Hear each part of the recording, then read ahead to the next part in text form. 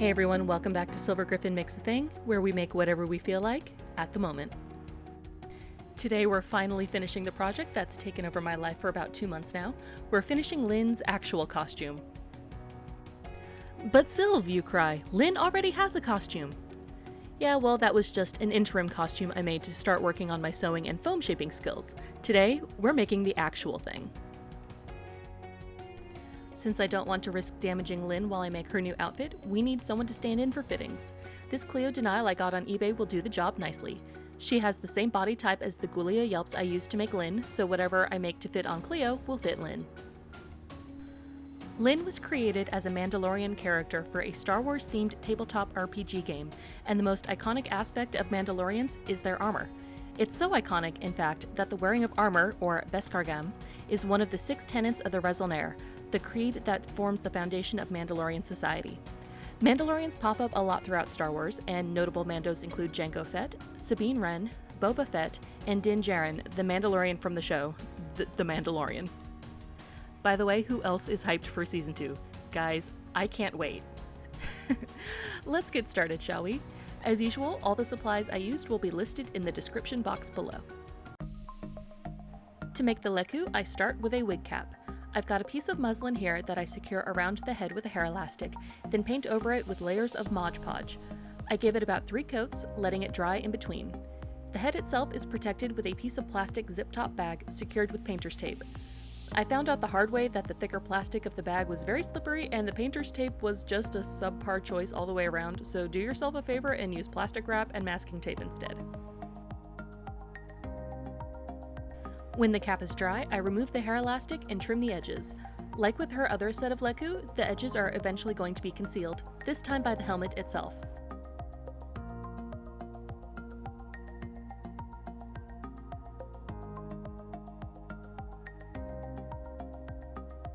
I then place magnets on the cap, which attach to magnets that I've already placed inside the head. Then I mark out circles for where the base of the Leku are going to go, pin the cap in place to keep it perfectly secure, and glue on my magnets. Next comes an armature for the Leku made out of wire. I folded my lengths of wire in half and made a loop at the base that fits around the magnet. These get glued into place, and once the glue is dry, I can shape the wire how I like it. These were originally going to be the main Leku, but I decided I didn't like how wide of an angle I'd managed to sculpt them at, so I decided to use these for the helmet instead and use the second set as her everyday Leku. A little foil helps bulk up the armature to reduce the amount of clay I need to use, and then I get to sculpting. I'm using Model Magic Air Dry Clay because it's lightweight, doesn't need baking, and is very cheap. I got this pack at Michael's for like $5 and I still have some left after making 2 sets of Leku.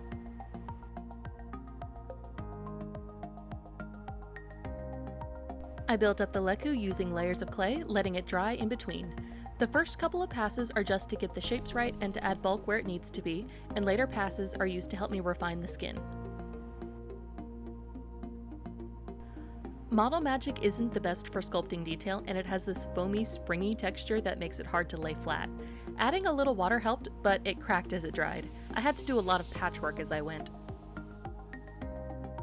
At the end of the sculpting process, I remembered to add ear cones. Most female Twi'leks have ear cones instead of cartilaginous ears like humans do. And then I remembered that these Leku were going to be for the helmet and would be covered up anyway, so I wound up slicing them off. Ah well. My brain doesn't often work in what one would describe as a linear fashion, so this sort of thing happens to me a lot. To prep the Leku for painting, I cover it in a couple of coats of white gesso.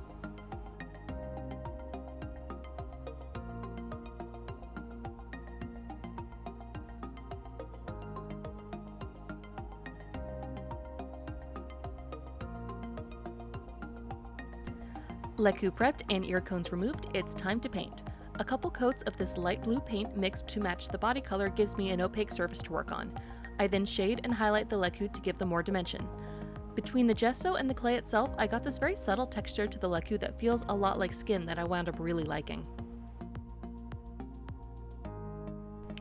I've been a fan of Star Wars since I was 13.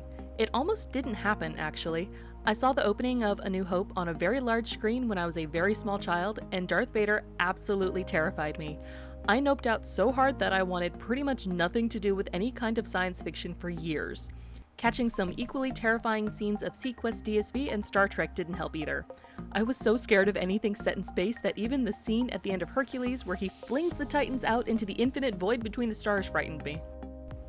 Then I turned 13 and discovering Stargate SG-1 and the original Star Wars trilogy at a friend's slumber party fixed all that. I was hooked from then on. Come to think of it, that same friend also introduced me to D&D and superhero movies. So thanks a lot. My last almost 17 years of obsession have been almost entirely your fault.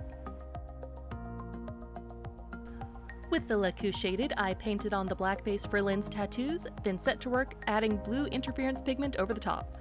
Just sort of expect at this point that every time I paint, there's going to be some interference pigment in there somewhere.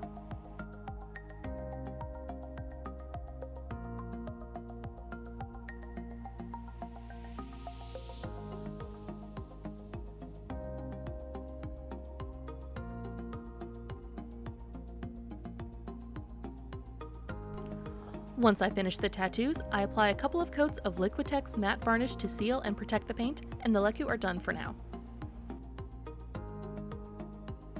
Then it's on to the second most challenging part of the project, the bodysuit.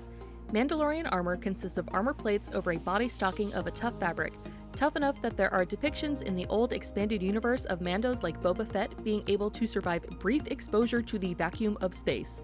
That is some seriously cool textile tech. Sadly, I don't have access to space-proof super fabrics, so this stretchy gray nylon rayon spandex fabric remnant from Joann's will just have to do.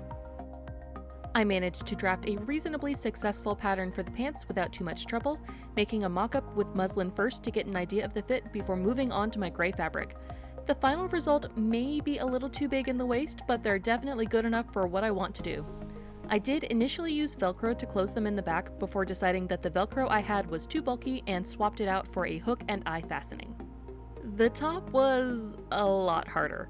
Monster High dolls, at least the kind with Ghoulia's body type, are very skinny and have this massive sway back going on, which means a lot of tricky curves need to be planned and cut and stitched together to make anything lay right, which means a challenge for a novice seamstress.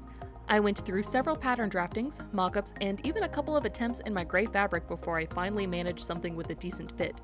Not knowing how to properly pin curves together didn't help either. I had to go look that up after spending half an hour trying to pin in these teeny tiny little sleeves. Perseverance finally won the day, and I managed to make a nice little top for the suit. Cleo here is going to model it for us because later steps might damage Lyn.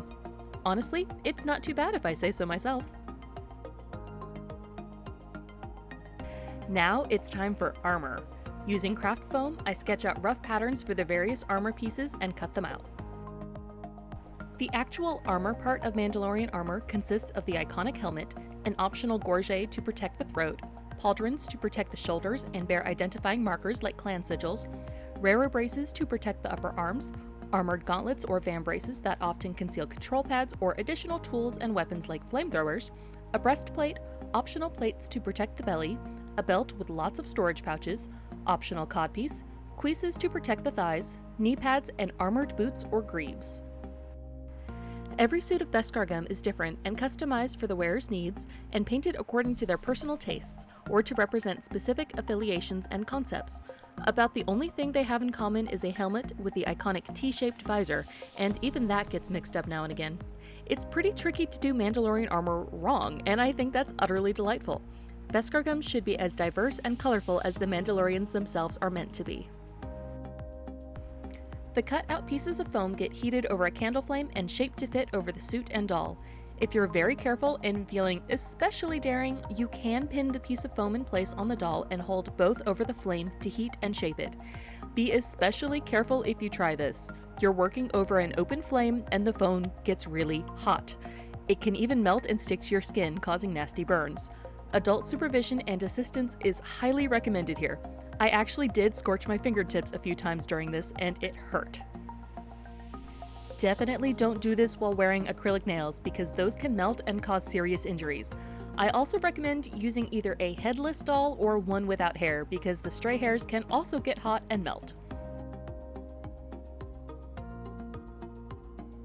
I did try using a hairdryer to shape the breastplate since it had some compound curves going on. Turns out hair dryers blow really hot air, which was uncomfortable.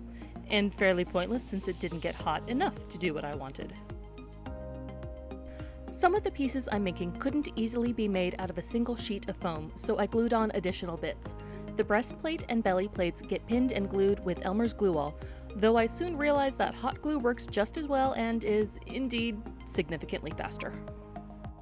Once the glue on the combined breast and belly plate is dry, I unpin it, trim the edges to fit a little better, and use a mechanical pencil to engrave lines for the different plate pieces.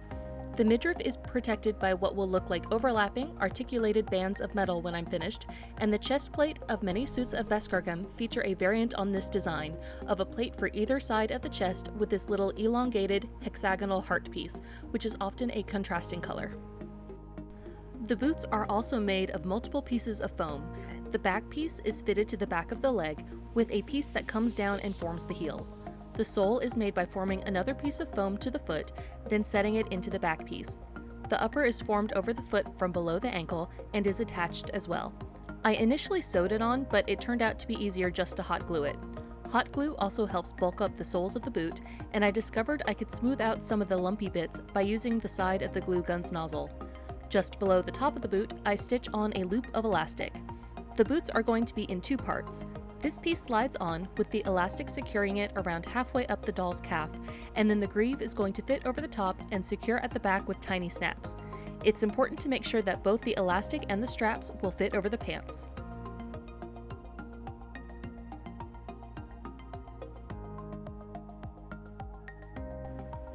I make a belt by gluing a hook and eye fastener to the ends of a strip of foam long enough to go around the doll's hips. Tiny bits of foam glued onto the strip make for nice little equipment pouches. Later on, I'll cut out and sew pieces of fabric to make a sort of skirt that hangs from the belt. I'm not sure what the proper name for it is, but it appears on some clone troopers and is called a kama, so that's what I'm calling it. Sing out in the comments if you know what the IRL name for it is. You'll see it later in the video.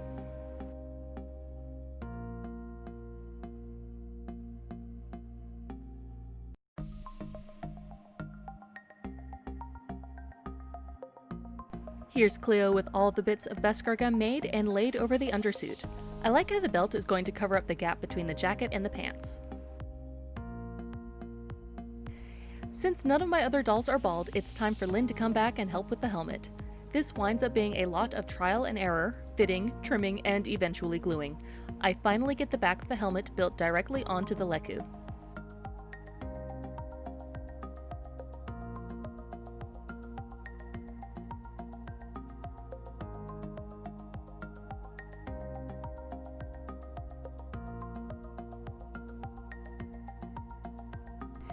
Next, I use my X-acto knife to carefully cut 3 holes into the foam, one on the top of the head and one on each temple.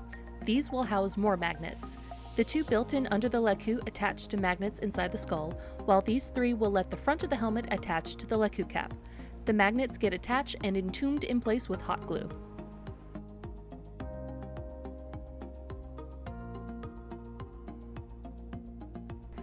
I assembled the front of the helmet off camera because it was giving me a lot of difficulty. Once I had something I liked, I sketched out what the faceplate was going to look like and used it as a template to cut it out of another piece of foam. The faceplate features the iconic Mandalorian T-shaped visor and indented cheek plates, and it gets glued onto the front of the helmet.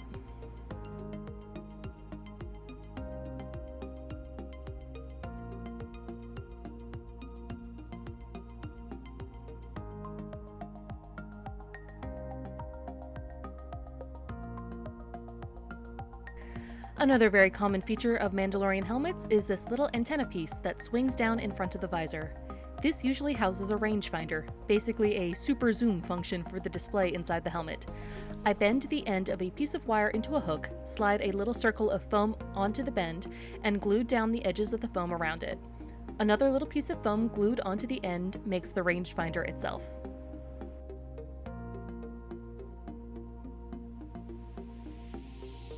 Here's the constructed helmet. The rangefinder swivels up and down, and here you can see how the whole assemblage comes apart.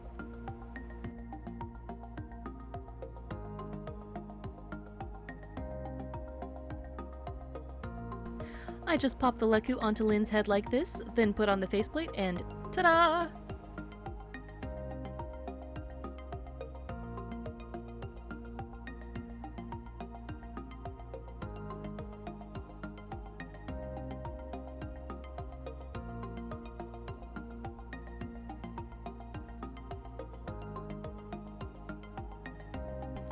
Time for battle damage. Mandalorian culture revolves around two things: family and combat. They are widely renowned as some of the finest warriors in the galaxy, and many regard dings and scratches in their armor as badges of valor and skill. You may have gotten into a fight and gotten your butt kicked, but you were good enough to at least survive regardless of whether or not you won. Very much a "I get knocked down, but I get up again" mentality. I use my knife to cut nicks and scratches into the foam, trying to envision what kind of blows and tumbles might have caused the damage and dictate what direction the scrapes will go.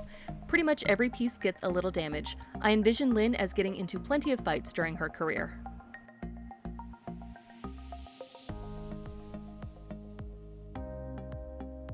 Next, I prime each piece with a couple layers of gesso. This is the point I kind of regret using black foam for the armor because it takes 3 or 4 thin coats to get everything properly primed.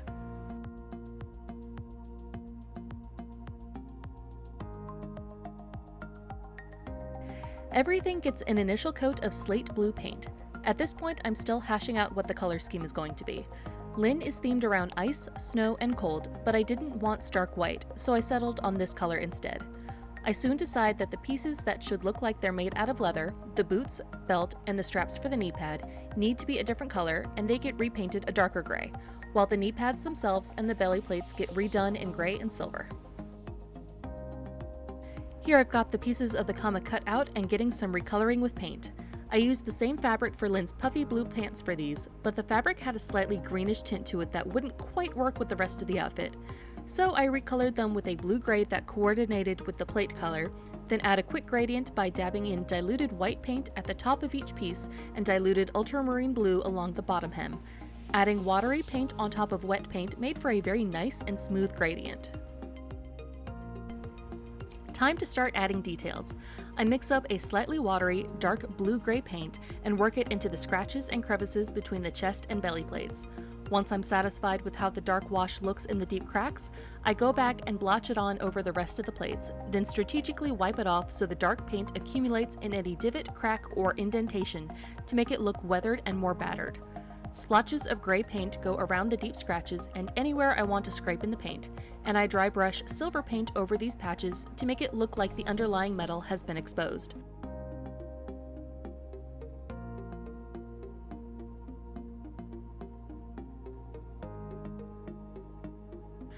Finally, I mix watery ultramarine blue with some blue interference pigment, who's surprised, tell me honestly, and use it to paint spiky, snowflake-inspired motifs onto various pieces of armor.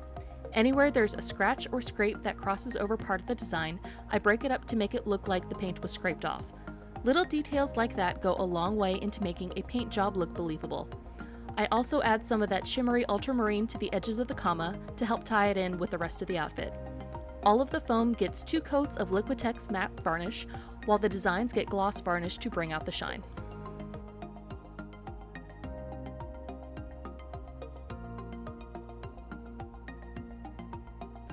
And here's the finished armor.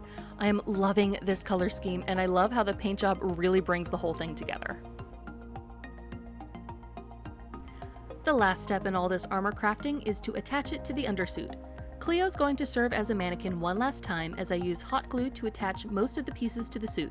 Mandalorian armor tends to have few visible straps, so I figured gluing it on was the quickest and easiest way to achieve that look.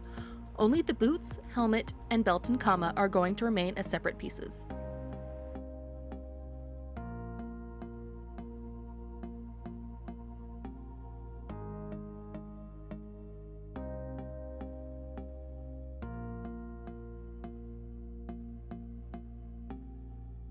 Alright, we have Lyn and her armor ready to go. Time to get her dressed. The corset was once again a challenge to remove. I really need to replace that embroidery thread with ribbon, but that is a project for future me.